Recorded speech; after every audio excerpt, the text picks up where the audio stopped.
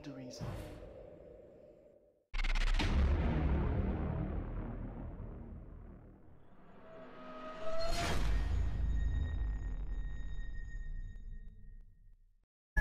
Hello mga boss, mga bay, mga sir, mga ma'am. So, ito na naman po ako. Nagbabalik po, si Wandering Soul.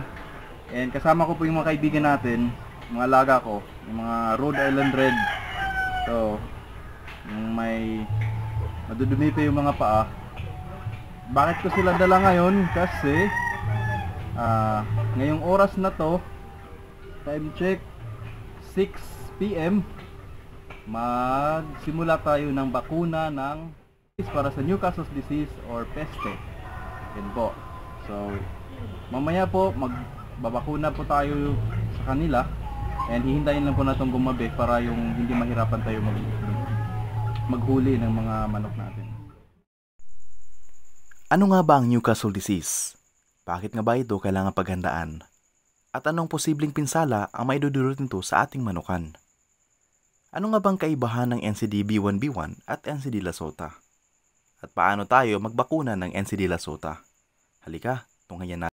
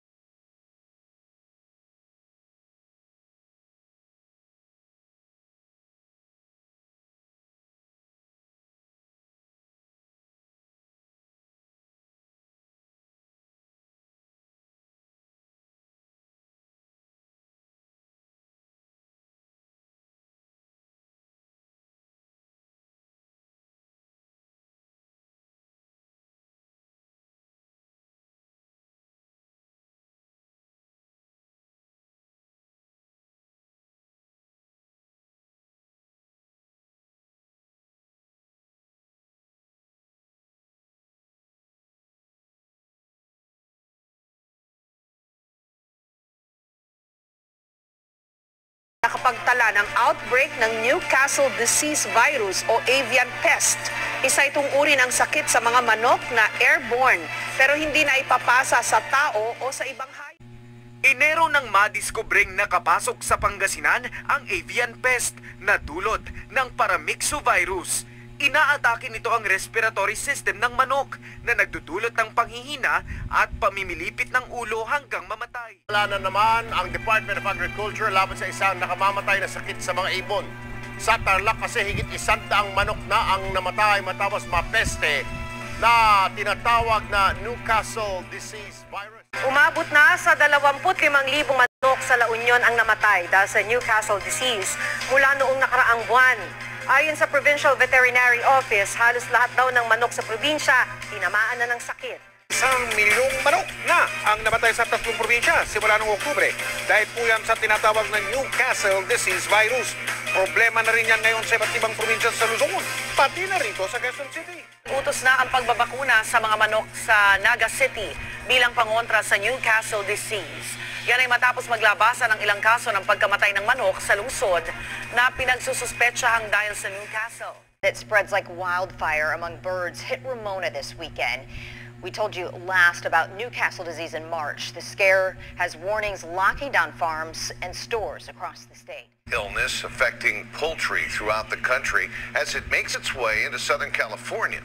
17's Amber Frias found out more about this virulent form of Newcastle disease and how it's affecting the chicken industry here in California. It's a highly contagious, deadly viral disease in birds that can wipe out entire flocks. In 2002, an 11-month outbreak killed about 3.1 million birds and cost the industry $161 million. A virus found in birds near southern Minnesota has now reached Crow Wing County. This week, test results confirmed hundreds of dead birds found last month had Newcastle disease. So, ito na po yung bakuna natin mga kaibigan, mga bossing. Nakaano na po siya, nakalagay sa ice. So, ice. Pero bago natin yan galawin, papakita ko muna to. Ang preparation namin sa table na gagamitin ngayon. Meron po siyang mga lumang kalendaryo. Bakit po? Kasi kailangan natin na lagyan ng ganito. Kasi pag may mga natatapo na bakuna, madali lang natin tong ayusin, madali lang natin tong sunugin. Kasi kailangan pong masunog yung extra na bakuna. Kasi po, yung laman nito, ito po yung bakuna, ito po yung diluent. So, umuusok pa siya kasi naka ano pa yung ice. Ito po yung gamitin natin. Kailangan ng disposal ng maayos. Yung laman nito ay live virus na attenuated, na gamit ang technology. So, pag hindi po maayos yung disposal, delikado po na makakapag-infect ng ibang mga, makaapekto ng ibang mga manok. Yan. Okay. So, ito na. So mga boss, yung kamay ko po nakabalot ng cellophane kasi wala tayong gloves ngayon. At least man lang, protected tayo. Yung potency kasi ng vaccine, delikado. So kailangan natin siyang maprotektahan.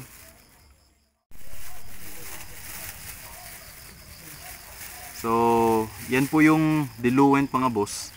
Ito po yung solvent. Ito yung imimix natin sa bakuna. And gagawin natin, ito naman yung bakuna na naka-ready na siya. Ito, Hipraviar S, meaning Lasota. So 1,000 doses para sa 1,000 na heads. So buksan natin. Ito na.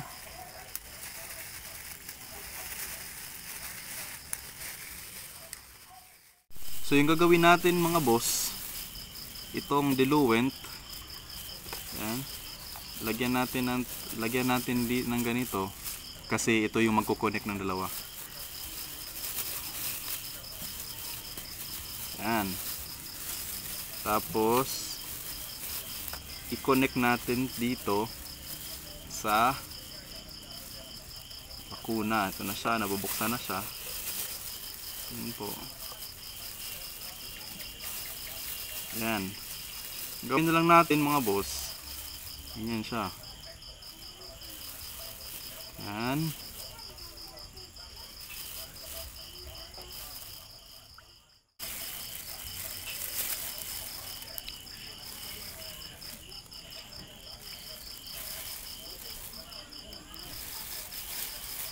Yan, okay na.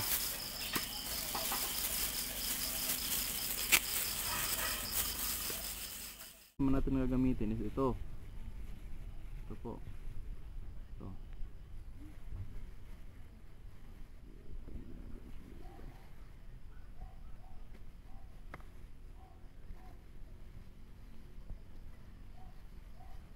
Yan. Ito na po siya. Ready na for vaccination.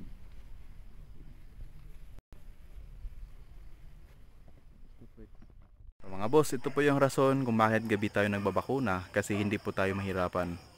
Pag umaga kasi hahabulin pa natin sila kasi nasa free range sila. Gabi ngayon, so madali lang natin silang hawakan.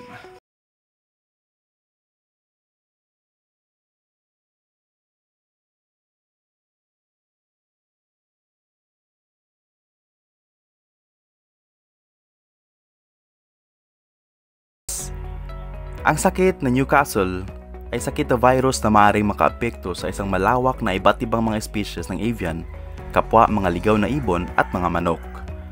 Ang sakit ay labis na nakakabahala sa buong bahagi ng komunidad ng agrikultura sa buong mundo, sapagkat lubos ito nakahawa at maaaring magdulot ng matinding sakit sa mga manok. Ang mga strains na gumagawa ng banayad at katamtaman na anyo ng sakit ay paminsan-minsan matatagpuan sa mga manok at mga kalapati. Ang pinakamalubhang sakit naman na kilala bilang Velogenic Newcastle disease ay sanhi ng mataas na pathogenic na galaw ng virus. Ito ay maaaring maging sanhi ng matinding pagkamatay sa lahat ng mga manok sa iyong kawan. Paano naman nagsimula ang Newcastle disease? Ang mga unang pag-atake na kinikilala at tinawag na Newcastle disease ay naganap sa mga manok noong 1926 sa Java, Indonesia, at sa Newcastle upon Tyne naman, England sa 1927. Gayunpaman, May mga naunang ulat na mga katulad ng pag-atake ng sakit sa gitnang Europa bago ang petsa na ito. Sa katunayan, ipinakilala ng Macpherson ang pagkamatay ng lahat ng mga manok sa Western Isles of Scotland noong 1896 na dahil sa sakit ng Newcastle. Posible sumakatuwid na ang Newcastle disease ay nangyari sa mga manok bago ang 1926, ngunit ang pagkilala bilang isang particular na tinukoy na sakit ng viral etiology ng mga petsa mula sa mga pagsiklab sa taong ito sa Newcastle upon Tyne. Ang pangalang Newcastle disease ay ibinigay matapos ang lokasyon ng heograpiya ni Newcastle sa mga unang pag-aalsa doon sa Great Britain. At ito ay pinahiram ni Doyle bilang isang pansamantalang panukala dahil nais niyang maiwasan ang isang naglalarawang pangalan na maaaring malito sa iba pang mga sakit. Ano naman ang sintomas ng Newcastle disease? Ang sakit ng Newcastle ay maaaring makaapekto sa mga sistema ng paghinga, nervyos at gastrointestinal na mga manok. Ang mga klinikal na palatandaan ng sakit ng Newcastle ay maaaring magsama ng mga sumusunod. Una, nabawasan ang pangingitlog. Pangalawa, depresyon. Pangatlo, pagtatae. Pang-apat, mataas na bilang ng mga biglaang pagkamatay sa isang kawan. Pang-apat, paghihirap sa paghinga. Ang iba pang mga palatandaan ng sakit ay kawalan ng kakayahan upang maglakad o lumipad, kakulangan ng koordinasyon ng kalamnan, mga panginginig ng kalamnan, paralysis ng isa o parehong mga binte o mga pakpak, at ang pagtwist ng ulo at liig.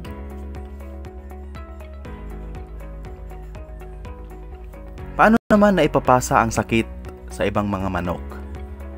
Ang sakit ng Newcastle ay pangunahing nakukuha sa pamamagitan ng direktang pakikiugnay sa mga ibon o manok na may karamdaman o tinatawag natin na carrier. Ang mga nahawaang ibon o manok ay maaaring malaglag ang virus sa kanilang mga ipot na nakukontaminado ng kapaligiran. Ang virus din ay maaaring mabuhay ng ilang araw sa basura, pagkain, tubig, lupa, patay na hayop, itlog at balahibo. Ang sakit ay mabilis na kumakalat sa mga ibon sa malapit na pagkulong. Ang virus naman ay maaari ring kumalat ng hindi iniiwasan at sinasadya sa pamamagitan ng mga kontaminadong mga gamit, kasuotan ng mga paa at iba pang mga gamit. So paano ba natin maiwasan ang Newcastle disease? Karamihan sa mga komersyal na manukan ng operator sa Pilipinas ay nagpapanatili ng kanilang mga manok sa napakaloob na pabahay upang saan ang direktang pagkakalantad na sakit mula sa mga ligaw na ibon ay minimal. Pangalawa, ang mahigpit na mga protokol ng biosecurity ay sinusunod upang maprotektahan ang mga komersyal na kawan mula sa sakit. Kasi nga pwede namang maihawa yung mga sakit gamit ng mga tsinelas at iba pang gamit ng tao. Pangatlo, ang sakit pala ng Newcastle disease ay maaaring kontrolado syempre ng paggamit ng mga bakuna. At ang mga bakuna ay pwede na live vaccines, na B1B1 at Lasota. Meron din namang killed vaccines na tinatawag para sa Newcastle disease at ito ay mas matagal ang epekto. Subale, ang B1B1 ay primer na vaccine para sa mga sisiw at ang Lasota naman ay booster hanggang malalaki na ang mga manok. So sa mga malalaking mga manok, mainam na bigyan ng Lasota bawat 6 na buwan para mapanatili ang proteksyon ng ating mga manok. Sa isang kong video na ipakita ko ang proseso ng pagbabakuna ng NCD-B1B1. Ito namang video na to mag-focus tayo sa NCD Lasota na vaccine.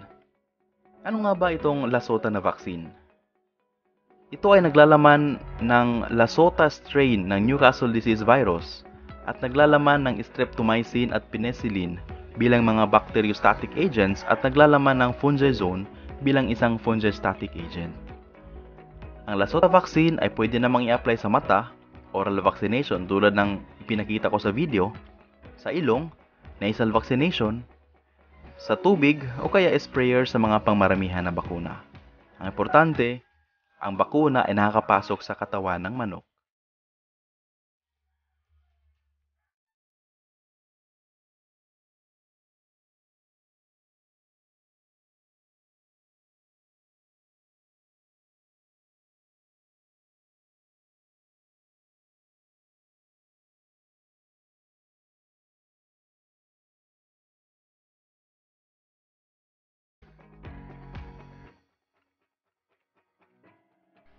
Ayon sa Bureau of Animal Industry ng Department of Agriculture, ito ang dapat gawin pag tinamaan ng Newcastle disease o peste ang mga manok.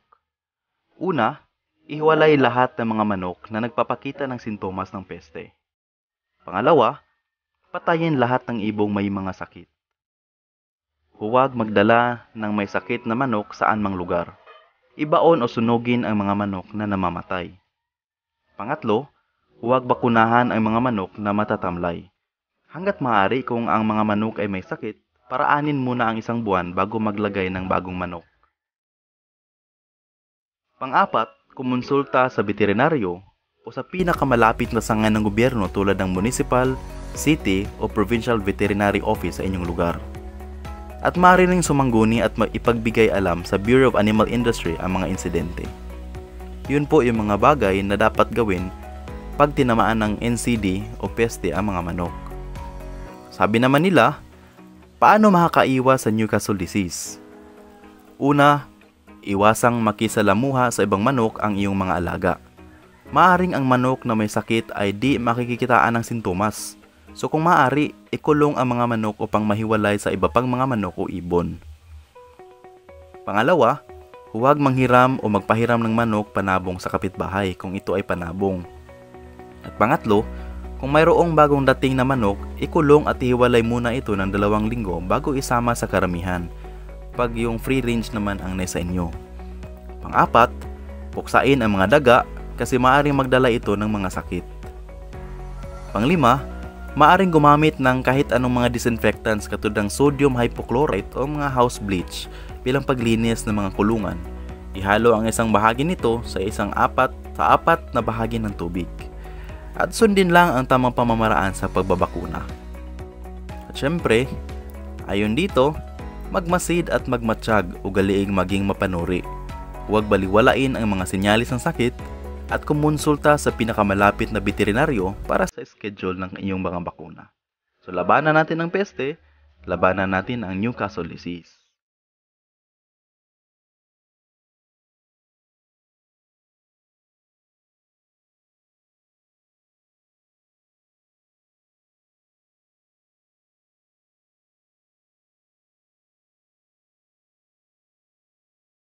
Sasagutin naman natin yung mga tanong na naipost dun sa comment section ng ating video tungkol sa pagbabakuna at yung post ko tungkol naman sa NCD-B1B1. Pero bago dyan, nakalimutan ko palang sabihin dun sa ginawa ko kanina na hindi pala oral vaccination yung tawag yung bakuna sa mata. Siya po nagkamali lang. Bakuna sa mata tinawag na ocular vaccination yan. At yung ginagawa namin ay ocular at saka nasal vaccination. Wala po kaming ginagawa na oral vaccination ngayon. So okay, pasensya na po, nagkamali lang. Sagutin natin yung mga tanong. Una, may nagtanong dito kasi na sabi niya, good day sir. Pwede po bang magbigay ng NCD Lasota at sa 7-day-old na sisiw? So sabi ko na kanina, yung NCD-B1B1 ay primer at ibibinigay dapat sa week-old na mga sisiw. At sa mga malalaki yung Lasota. Ano bang kaibahan kasi nito? Yung B1B1 kasi medyo mahina na bakuna ng NCD. Yung Lasota naman ay malakas. So hindi ko po nirekomenda na yung Lasota ibigay sa mga week-old na sisiw kasi baka di nila kayanin. Kasi malakas yan, maintenance yan, booster yan sa mga malalaking manok. So recommended po yan, sundin nyo po yung vaccination guide na nasa isang video ko, yung mga tips, yung sa 10 guides para sa pagbabakuna. Meron din pong nagtanong dito, isa pang nagtanong dito kung nakaka-apekto rin po ba yan sa mga katabi ng mga manok. Okay, ito naman yung sagot ko.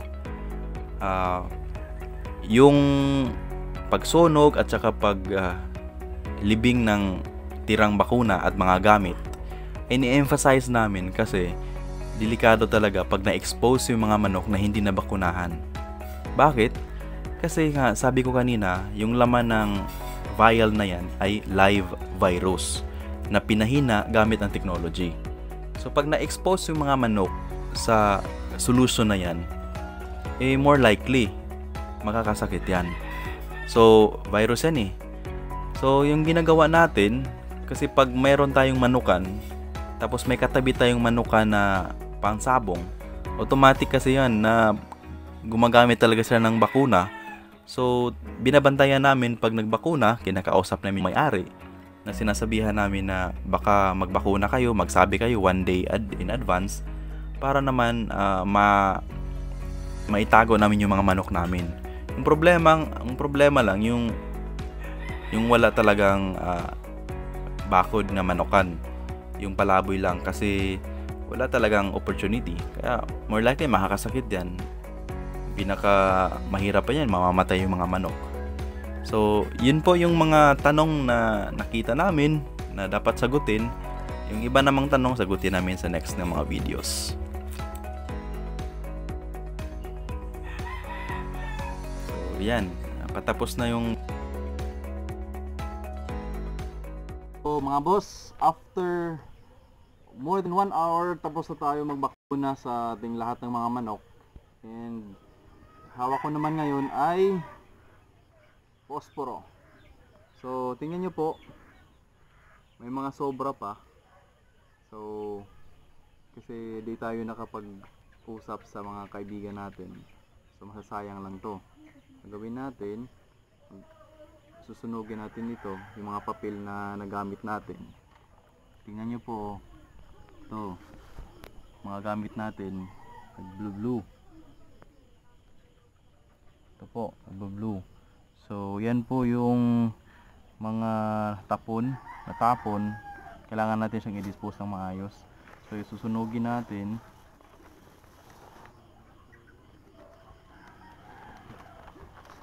Tapos pag matira, ilibing natin ng maayos.